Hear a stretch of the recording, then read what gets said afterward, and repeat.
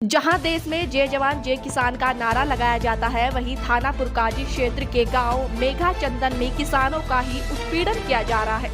जहां दर्जनों किसानों की जमीन को बंजर बताकर उसमें गौशाला बनाए जाने की तैयारी की जा रही है।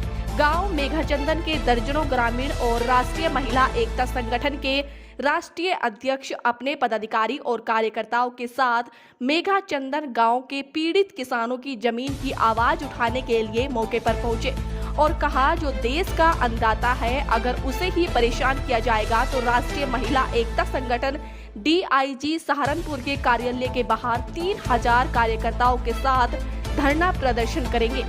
गांव मेघा चंदन निवासी किसान मंगत ने लेखपाल पर आरोप लगाते हुए बताया कि लेखपाल ने साजिश कर हम लोगों की जमीन को बंजर बताकर उसमें गौशाला बनाने का प्रस्ताव कर दिया गया है, जिससे हम लोगों की 10 एकड़ जमीन जा रही है। किसानों के पास जमीन से अलग कोई रोजगार नहीं है, जिससे किसानों को काफी नुकसान हो जाएगा। किसानों का कहना है, 2 दिन पूर्व यहां भाजपा के केंद्रीय मंत्री संजीव बालियान भी मौके पर आए थे और उन्होंने कहा था कि जो किसानों की जमीन होगी वो गौशाला में नहीं जाएगी। लेकिन आज राष्ट्रीय महिला एकता संगठन से गांव के किसान इंसाफ की गुहार लगाई, जिसके बाद राष्ट्रीय महिला एकता संगठन की राष्ट्रीय अध्यक्ष रिया ने निष्पक्ष जांच कर कार्रवाई की बात की और कहा, किसानों का उत्पीड़न बर्दाश्त नहीं किया जाएगा। आपका नाम? मंगत सिंह है जी। मंगत सिंह जी, विरोध प्रदर्शन कर रहे हैं जी। क्या मामला है, क्या बात? अच्छा जी, हम 3 भाई थे, तो जो हमारा बड़ा भाई था उसने मेरा एक लड़का था, छोटे भाई के 3 लड़के थे, इसलिए मैं अपने को समर्पित करते हुए भाई अपने छोटे भाई के बच्चों को बराबर रखूं, तो उसकी ज़मीन इनके नाम वैसे करा दी थी। चकबंदी में जब यहाँ चक कटे, पहले यह ज़मीन असिंचित थी, फिर सिंचित हुई है, और उससे पहले जो यहाँ उड़द बाजरे बोए हमने बैल और झोटे से खेती करी है। और आज ये हमारी ज़मीन जो पहला हमारे यहाँ पटवारी था, उसने हम भ्रमित रखे करके हमने से बार बार पूछा कि हमारी ज़मीन पर कोई आपत्ति तो नहीं है, उसने हमें कुछ नहीं बताया। परसों जब वो वहाँ आए डॉक्टर संजीव बालियान के जी के साथ में मंत्री जी हमें, तो वो हमें कुछ और बात बताने लगे, तो हमें इस चीज़ का दुख हुआ। बाद में हमें फिर पता लगा, हमने कमिश्नर का यहाँ मुकदमा डाल दिया। अच्छा, और इस ज़मीन का एक ही चक का आधार क्या हो गया कि भाई यो चक जा रहा है, जबकि हमारी पुरानी ज़मीन चकबंदी से 20 पैसे की कीमत लगकर हमारे चक लगे हुए हैं। इनके कागज हमारे पास हैं, सब ले रहे हैं हम। तो इसमें जो अब यो कैसे हमारे पास श्रेणी आ गई, या तो चकबंदी वाले गलत देंगे, मैं आसानी कर सकते हैं, उन्होंने कीमत क्यों दिया हमें यहाँ से। अच्छा, ये जो जमीन है जिस पर विवाद है, ये आपकी दादाई है जी। चकबंदी ऊपर से जमीन आई है, हमारी काश की जमीन, हमारे बाबा दादा ने जोती है। अच्छा, तो अभी फिलहाल आप बता रहे केंद्रीय मंत्री संजीव बालियान है, तो किस तरह का प्रस्ताव यहाँ होने जा रहा है? उन्होंने तो यहाँ गौशाला खोल रहे थे जी। अच्छा, गौशाला के साथ साथ हमने कहा जी कुछ जमीन पर हमारी विवाद है, इसमें यो चला यहाँ। उन्होंने कहा जो किसान है उनकी वीडियो पड़ी है कि जो किसानों की जमीन है वह नहीं जाएगी। और जब वहाँ कागजों में जा रही है, कागजों में उस पर लिखित में आ गया कि यहाँ झील है, आप भी खड़े हो यहाँ से, आप यहाँ झील का प्रदर्शन दिखा दो। 1 किलोमीटर लो झील नहीं है, दलदल नहीं है यहाँ से, और जहाँ झील था वहाँ तो कंपनी, और जहाँ झील थी वहाँ कंपनी खड़ी है। लगभग कितनी जमीन है जो उसमें गौशाला के लिए जा रही है? गौशाला के लिए तो जी मैं 10 एकड़ बता गए। तो आप लोगों ने इसका विरोध किया, फिर क्या कहा केंद्रीय मंत्री ने? केंद्रीय मंत्री ने सिर्फ यही कहा जी कि जो काशकारों की जमीन है, बीच में बनाओ की जमीन है, वह नहीं जाएगी, जिनकी घर की जमीन है वह भी नहीं जाएगी। पर लिखित में तो कोई आश्वासन नहीं है। तो आप क्या चाहते हैं? हम तो ये चाहते हैं हमारी जो कीमत है ऊपर की हमारी जमीन है, अगर या वह लेना चाहते हैं तो हमारी जमीन दे दी जाए, कहाँ से है।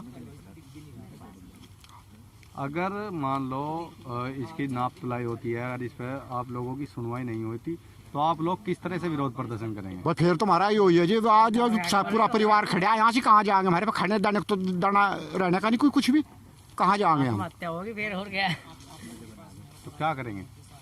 अब ये मुकदमे हो रहे जी, हाई कोर्ट जाएंगे, जो बाहर से फसल होगी जो और बाकी जमीन उसका तो मुकदमे में लगा देंगे। बच्चे तो भूखे ही मरने, फिर भी बताओ क्या करेंगे हम, हमारे पास क्या चारा है। अध्यक्ष जी, आज जमीन का विवाद है, उस मामले में आया हो, क्या मामला है? राधे राधे, जय श्री कृष्ण। मेरिया किन्नर, राष्ट्रीय महिला एकता संगठन से राष्ट्रीय अध्यक्ष। आज हमारा संगठन किसानों की साथ में खड़ा हुआ है। यहाँ पे ग्राम चंदन फार्म में किसानों की कुछ ज़मीन है, जिस पे एसडीएम साहब ने एक आख्या लगाई थी कि ये बंजर ज़मीन में आते हैं, मगर बंजर ज़मीन के अंदर नहीं है वो। कुछ किसानों के जब चकबंदी आई तो पट्टे काट के उनको दिया गया था, जो उनकी जिसमें वे खेती वगैरह भी करते हैं। ये तो सरासर नाइंसाफ़ी है ना, जो पूरे राष्ट्र को, पूरे भारत को खाने के लिए देते हैं, जो अन्नदाता हैं, जो किसान हैं, उनके ऊपर अगर अत्याचार होगा तो वो बेचारे कहाँ पे जाएंगे। आप लोगों को तो पता है कि गाँव में ज़मीन होती है, गांव में गुजर बसर करना भी मुश्किल होता है। शहर में तो है नहीं कि उनकी नौकरी है 1 लाख 1.5 लाख, गांव में तो वो जो खेतों से आता है उसी से वो अपना गुजारा करते हैं। और हमारे भारत के किसान तो ऐसे कि वो उस खेती का कुछ हिस्सा क्या सभी को देते हैं, जिससे पूरे भारत के वासियों का गुजर बसर होता है। मैं आप लोगों को बताना चाहती हूँ कि जो हमारे इधर के किसान हैं, उन्होंने एक अपर आयुक्त सहारनपुर मंडल सहारनपुर के यहाँ पे अपील किया हुआ है कि उनकी जो ज़मीन है वो बंजर नहीं है, वो उनको चकबंदी में दिया गया है। मैं आपको बताना चाहती हूँ, न्यायालय के अवैधानिक तौर पर अपीलार्थीगण खसरा नंबर 0.487 है, भूमि स्थित ग्राम चंदन में है। खसरा नंबर 37 पुराने खसरा 33 से मिलकर बनाया गया है। जब इनकी चकबंदी आई तो जो 33 नंबर खसरा था वो 37 नंबर में कन्वर्ट करके इनको ज़मीन इधर चंदन में दी गई थी। तथा चकबंदी में उपरोक्त भूमि का चक धर्मपाल थे, उनके पिता का नाम कबूल सिंह के नाम पर लगा था। चकबंदी का आकार 45 व 23, उनका नाम संक्रमण भूमिधर के रूप में दर्ज किया गया था कि ये भूमि इनकी है। उनकी मृत्यु होने के बाद में जो वसीयत की गई उनके भतीजों के लिए, तो ये ज़मीन उनके भतीजों के पास में आ गई। और किस तरह से आपके संगठन द्वारा किस तरह से विरोध प्रदर्शन किया जा रहा है? हम चाहते हैं कि जो हमारे किसान भाइयों का ज़मीन है वो छूटे, वो कोई बंजर ज़मीन नहीं है। नहीं तो ये बताए कि जो चकबंदी हुई, चकबंदी से पहले के जो चक थे वो कहाँ पे हैं।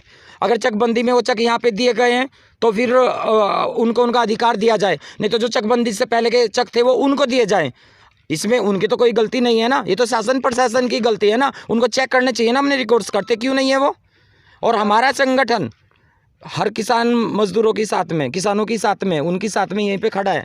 अगर हमें ज़रूरत पड़े धरना प्रदर्शन की तो हम धरना भी करेंगे इसके लिए। अभी संजीव बालियान जी आए, वो बोलते हैं कि 800 बीघे बंजर धरती है। अरे उसमें चेक तो करो कि उस 800 बीघे में किसानों की भी तो खेत के जा रहे हैं, उनका जीवन यापन कैसे होगा अगर उनके खेत उधर चले जाएंगे। नहीं तो फिर ये बता दे जो चकबंदी से पहले के चक थे वो कहाँ है।